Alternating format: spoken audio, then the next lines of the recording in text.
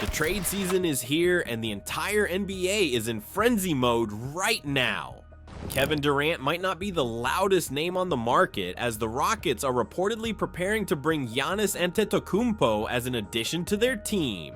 Jaylen Brown could also be on the move after all of the latest posts from the Celtics, and Porzingis will definitely follow suit. So many names, so many teams, but who are the hottest properties in the NBA right now, and what teams are ready to commit to blockbuster trade?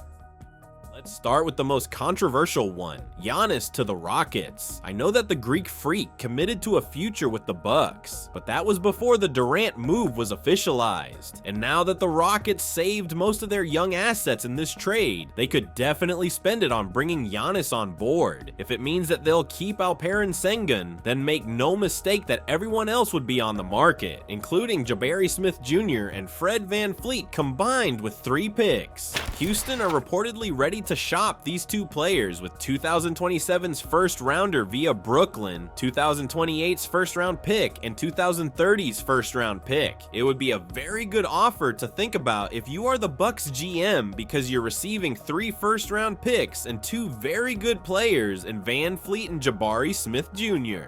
Yes, you're parting ways with Giannis, but if we learned something from the previous season, it's that the current constellation of Milwaukee doesn't work. Damian Lillard will miss the entirety of the next season, and it's a big question mark in what form he'll return for 2026/27's campaign. Veterans like Brook Lopez and Bobby Portis are yet to renew their contracts, so maybe Milwaukee would be smart to use the high trade value of Giannis while they still can. Again, the feeling between them and the Greek Freak is mutual. They want to continue with the collaboration, but the latest trades could change that. And let's continue to yet another superstar in the Eastern Conference, Jaylen Brown. The Boston Celtics have posted an awful lot about Jaylen in the past couple of days, which made their fans worried a little bit. Once Boston does this, it's a sign that they might be thinking about a trade sooner rather than later. But what can they receive for such a lucrative player? Obviously, the Lakers are one of the top teams that are interested in adding Brown to their roster. And now that both franchises have new ownership, the narrative changes. The new owners of the Celtics will look to cut costs, and Brown is definitely one of them now that Tatum won't play in the upcoming season because of the ACL injury. Elaborating on this, Sviatoslav Rovenchuk from Lake Show Life said, "Continuing to monitor the developments from the Boston Celtics will be an important task for Rob Pelinka this summer. Similarly to the Lakers, the Celtics just got a new ownership group. Unlike the Lakers, that regime is looking to shed costs."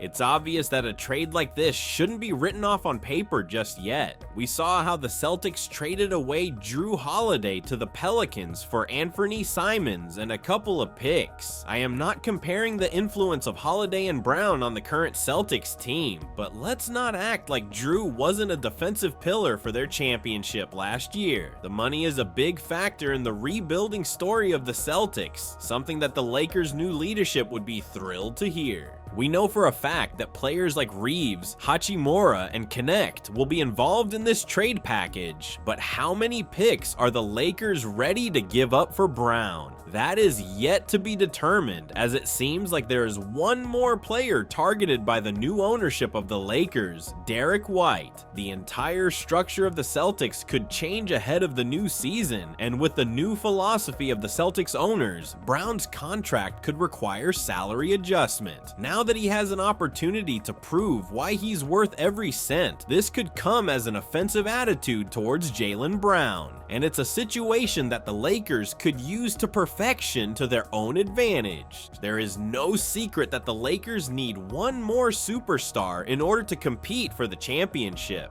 LeBron is still playing at an elite level, and Doncic got in beast shape in the summer, but it's not enough yet to fight with the loaded West. After suffering an early blow in the playoffs by the Timberwolves, the Lakers are doing everything they can to add another superstar and be a force to be reckoned with, especially now that the Rockets are looking extremely strong with Durant and a potential addition of Giannis. What about Kristaps Porzingis? The Unicorn did have some questionable performances for the Celtics, and with such a massive salary challenge mounting in front of the ownership of Boston, one couldn't help but ask, is any superstar other than Tatum safe here? Bobby Marks of ESPN wrote that Boston will save around $135 to $140 million in luxury tax next season if they trade Porzingis away, but which team could be able to offer a package for him? A three-team scenario has emerged in which the Chicago Bulls and the Memphis Grizzlies will be involved. The Celtics will receive Brandon Clark and Jay Huff, whereas the Bulls will receive Porzingis and Xavier Tillman. On the other hand, the Grizzlies will receive Talon Horton-Tucker, Vucevic, and the 2030s second-round pick from the Bulls. It would ease Boston's financial burden, but let's not forget about Porzingis' vital performance when it mattered the most. Last year's finals. Still, his injury sheet isn't improving, and at this point, the belief is more or less there. The Celtics are ready to tear up their core and focus on building a new one for 2026/2027. Apart from this, what else is new in the NBA trade world? Daniel Gafford extended his contract with the Mavericks, which put a dent in Doncic's hope that he could play with his former teammate. The Lakers are still in the hunt for a big man, and it seems like they're going to refocus their energy on Walker Kessler from the Jazz. According to Mark Stein, the 27-year-old has been made unavailable by his current team, and that could switch the focus to his teammate John Collins. Writing about this potential trade, Stein elaborated, "Finding a frontline center remains a clear offseason priority for the Lakers, who have maintained a long-standing interest in Utah's Walker Kessler. The Jazz, though, have made Kessler unavailable for some time, which might have contributed to reports last week that suggested LA has interest in trading for Kessler's teammate John Collins. Collins had a strong 2024-25 campaign, but I am told any suggestion that the Lakers are a trade suitor for the 27-year-old is a mischaracterization.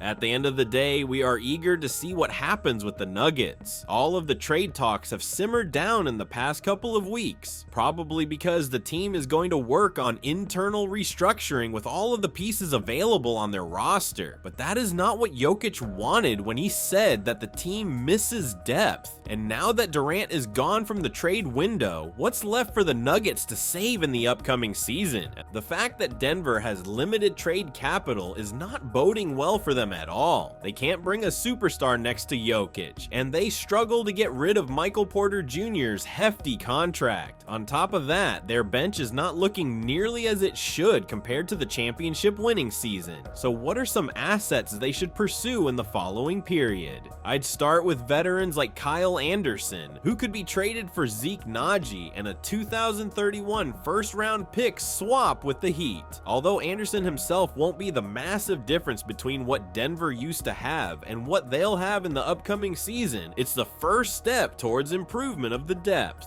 Furthermore, Goga Bitadze from the Magic has been shopped around, and we know for a fact how much defensive presence the Nuggets lacked in the previous campaign. Players like Royce O'Neal should be taken into serious consideration as well, but nevertheless, the period is slowly but surely shaping up to be a not-so-favored one for the Nuggets if they continue with this leniency. With all this in mind, what do you think about the upcoming transfers in the NBA, and more importantly, which one catches your eye the most? Let us know in the comments.